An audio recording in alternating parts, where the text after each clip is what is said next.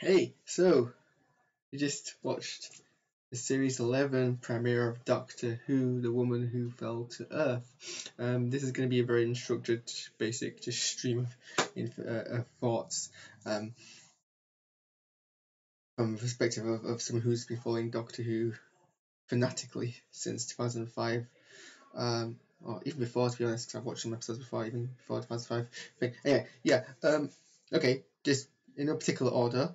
Where was the title sequence? I think we were even 20 minutes into the episode, and I was like, surely they must be playing a title sequence at this point, and like they didn't play a title sequence the entire thing, and I believe that is the first in the 55-year history of Doctor Who. We've never had a title sequence. The closest we've ever got to this was what's it called? Mark Gatiss's episodes from the series before last. The one with the sleep, the Sandmen. What was it? What was the episode called? I can't remember. In Sleep No More was the closest we've ever had to not actually having a title sequence, but then there was still a title sequence of sorts. Which means we didn't really get a chance to listen to the Doctor Who theme, which was a bit sad. Obviously, we heard a bit of it during the episode as a motif, and then we heard it during the closing credits, but not over the title sequence. The first time in Doctor Who's 55-year history. That kind of made me feel a bit uncomfortable, but that's what it is. I guess we'll continue with the negatives before we get to the positives. I wasn't planning on starting with negatives, but here we are. So the new composer of Doctor Who, which I've sadly forgotten the name of, but we'll quickly Google him up now. Segun Akinola, who is the new composer of Doctor Who. It was a very quiet episode. There wasn't very much. Murgold's orchestral music was very loud and prominent, and whilst the music was in this episode, it was very quiet and subtle. I don't know if that's just an indicator of Akinola's composing, or if it was for the episode. But one thing which did strike me is in the last, for Smith, you could tell there was distinctive Doctor Who motifs for the previous Doctors that I didn't recognise yet for this episode. Now, in Smith's premiere episode, it was quite clearly there, and in Capaldi's premiere episode, it was quite clearly there. But now I think about it, I'm not entirely sure we heard Tennant's or Eccleston's distinctive The Doctor theme until somewhere down the line. I mean, the Doctor's theme didn't appear for Eccleston until the end of the world, and the Tennant's Doctor theme, he kind of had two, but the first one was basically just a continuation of the previous one. Didn't appear. I can't remember when it first appeared in his series, but it wasn't the first. It wasn't the Christmas special by any means. I don't think it was in New Earth either. So maybe I'm jumping the gun at this point. But speaking of Doctor themes and Doctor moments, right now off the top of my head, I can identify in the post-regeneration story the moment when the Doctor gets over a lot of their regeneration trauma and starts to become the Doctor. For McGann, it was I'd say it was a moment where he's reminiscing about Gallifrey, and he talks about his shoes. For Eccleston's Doctor, was a bit weird, obviously, because he was already regenerated. So kind of the whole episode was that for him. But for Tennant's Doctor, it was the part where he opened the TARDIS doors after being asleep for the entire episode and confronting the Sycorax.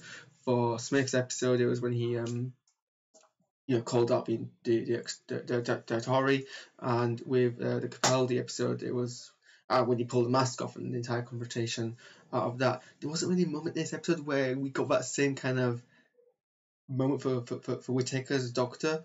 I guess the closest was when they finally remembered their name, but even that was very brief and skimmed over. Let's go to some positives now. Obviously, Whittaker was fantastic. as the Doctor. It's first episode, still early days, but it's always early days. The first episode for a Doctor, they always start good and get better, and they never do anything else. And they've never miscast a Doctor yet, and they haven't done it here. Where Whittaker is definitively the Doctor, and she completely owns the role. Like even throughout, like even like she played the sick post trauma Doctor very well, but even then, was still clearly the Doctor. Though the lack of again, I mean, I'm trying to think. Pre-McCann, did the Doctors pre-McCann have a "we are now the Doctor" moment? I'm just trying to think of all the post-generation classic Doctor Who episodes I've seen. I know obviously I haven't seen Troughton's because that's missing. I've seen Pertwee's quite a few times. I guess to be fair, most classic Doctors don't really have that moment. I guess with Baker, it's when he, even then, it's no.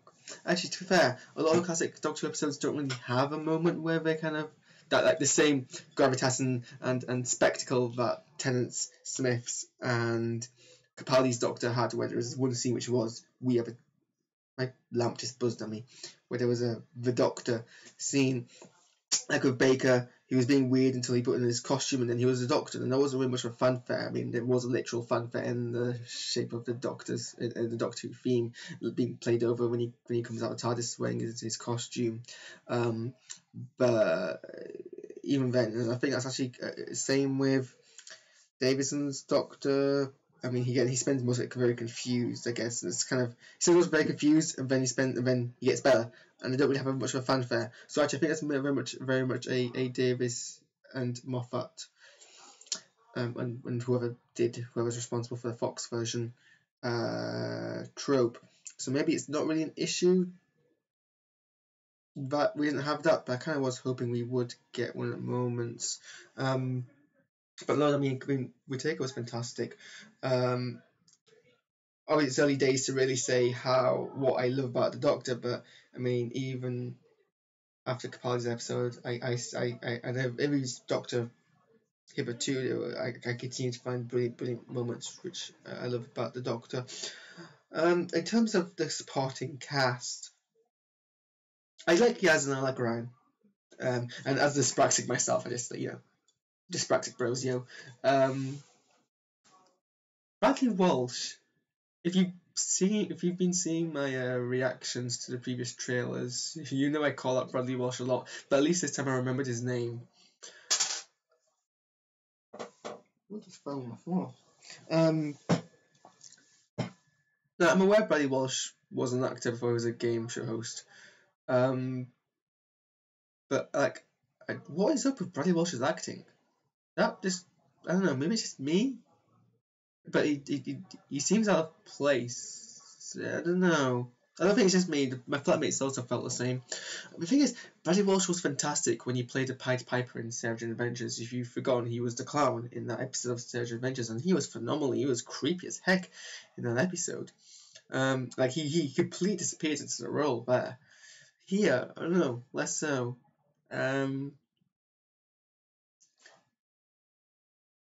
But I mean, yeah. Both Kajou Yasmin and Ryan, I do like. I knew from the offset when Ryan's nan, who I'm not entirely sure we ever actually got given a name for. I hope we did. No, it was Grace, wasn't it? Yes. Grace did seem well. As soon as Grace, took part in the adventure, I knew she was going to die at the end because she wasn't one of the companions, but she was very much, I'm enjoying being part of this adventure, so clearly she wasn't going to leave voluntarily, ergo she was going to die. But here's the thing, her death was very much thrown in at the end. Like, it didn't really, it didn't serve any, I think if you kill off a character, it needs to serve plot purpose. If it's a minor background character, that can just simply be shock value, that's fine. But if it's a character who's given a name and a presence in an episode, you kind of kill off as an afterthought, like especially if you're gonna kill him off after the main climax, which was the villain teleporting away. it then needs to have some sort of weight and meaning. It can't just be I am gonna randomly poke. Like, she went. I think she was going to deal with the robot thing because it was destroying a crane. Like that was very much her trying to be heroic for very little reasons and then dying because no one's in danger from that thing at that point, and then dying because she poked a robot and when the robot exploded she fell, and it just seems very much like, oh, we have to kill this character off now. How do we throw that in? This is a way that kind of fits in the story. It was, and yeah, it just seemed very off. It wasn't very good pacing. I mean, okay, let's look at the story as a whole. I mean, it was okay. No, the 11th Hour was an okay episode. It wasn't spectacular. It wasn't amazing. It was okay. The characters is what made it shine, and much the same in this episode, the characters were the shining points rather than the quality of the episode. Oh, hey, Renegade Skull. Someone's watching my video. I'm always surprised when people watch my video live. Hiya. But yeah, it was okay. It was moderately. No, I liked the episode. It just wasn't. In terms of if we're gonna rate new Doctor episodes since 2005, I'd probably go just off the top of my head. Rose, Deep Breath, Christmas Invasion, 11th Hour, and then this, I guess. So it's not. I don't think it's the best start. But maybe I just need it to sort of absorb in. It didn't leave me with much excitement as most other episodes do, but I guess perhaps the lack of any sort of opening credit scene didn't help to set the mood. But I mean, the villain was interesting and very. And it was, actually, did feel darker than previous episodes. Also, okay, let's address the cinematography. I was right in my previous sort of speculation. Well, I say right, I speculated, and it turned out that was true. Because all the trailers, they weren't 16:9 aspect ratio. I haven't really checked what the aspect ratio is. I don't know if Wikipedia will shine some light on that. But yeah, I don't know how much of a fan I am of Doctor Who. Not in full screen 16:9 aspect ratio. It's just Netflix effects, man. But I don't know. I keep typing the woman who fell to Earth Wikipedia, and all that's turning up is the man who fell to Earth by a film in 1976 written by Nicholas Roeg. But that's not what I want.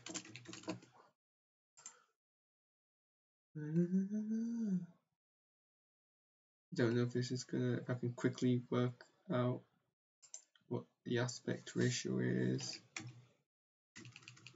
I mean, it was shot using anamorphic lenses, which is why it's wider. In theory.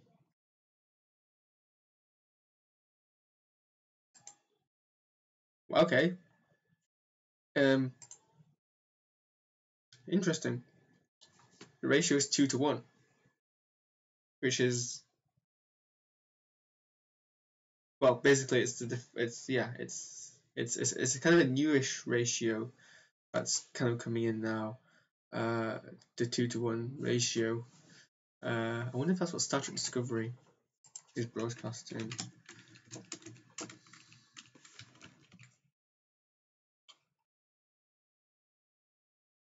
If it'll tell me.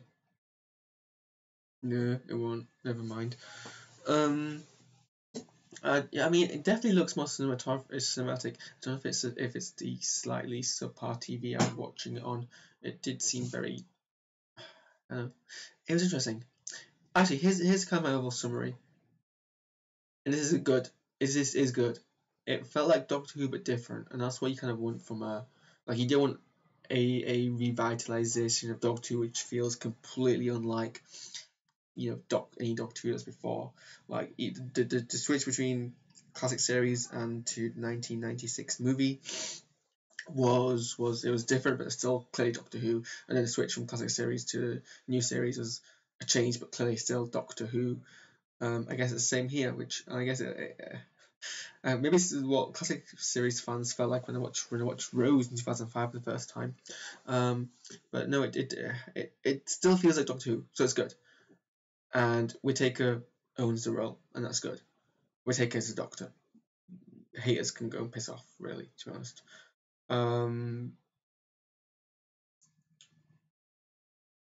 So really, the only issues I'm having at the moment are production.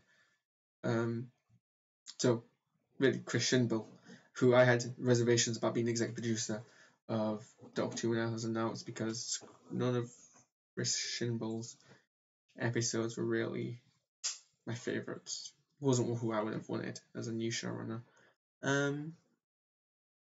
But yeah, that's just my random stream, 16 minutes stream of what I thought. I have to watch it back and see how much it sells in. It's not really a good thing that I feel like I have to do that. I've never had to do that with any previous Doctor Who premiere. Watch it back to see how I felt about it. I have a Doctor Who episodes, but never a series premiere. Yeah, those are my initial thoughts. Let me know if you agree, don't agree. Tell me if you like it. Don't tell me if you hate it. I don't really care if you hate it, to be honest. But tell me what you liked or what is kind of unnerving you, I guess. But I mean, I'm slightly amused actually by the that's the wrong screen. Oh no, I know why that's doing that. Okay, never mind then. I realised I set my capture cards to lock onto a. Hang on, if I do this, that's what happens when you go live. There we go. It was kind of annoying how the coming soon trailer was just a cast list of all of the guest stars, most of whom I don't recognise or care about, rather than any kind of look into what kind of stories we should expect. I always love the sort of trailer long episodes. I mean, I suppose that's what the series long trailer was for, but it's saying something when the production crew want you to concentrate on the guest stars they have coming up rather than the story coming up. Something to think about. I've been Harris Crushy. Thank you for watching.